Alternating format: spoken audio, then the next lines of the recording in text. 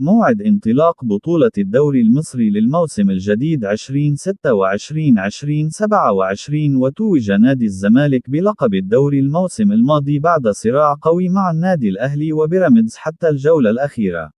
وستنطلق بطولة الدوري المصري للموسم الجديد 2026-2027 أحد يومي 20 أو 21 من شهر أغسطس كموعد مبدئي، كما حددت رابطة الأندية موعد انتهاء المسابقة في شهر مايو من العام المقبل 2027. وسيشارك في بطولة الدوري المصري في الموسم الجديد 20 فريقا، وذلك بعد هبوط 4 فرق من الموسم الماضي، وهم الإسماعيلي وفاركو وحرس الحدود وكهرباء الإسماعيلية. بينما صعد 3 فرق وهم القنا وبترول أسيوط وأبو قير للأسمدة من الدرجة الثانية للمشاركة في الدوري المصري الموسم الجديد. وسيكون الموعد الأقرب لإجراء قرعة الدوري المصري للموسم الجديد في الأسبوع الأول من شهر أغسطس، وستكون قرعة علنية بحضور مندوبي جميع الأندية.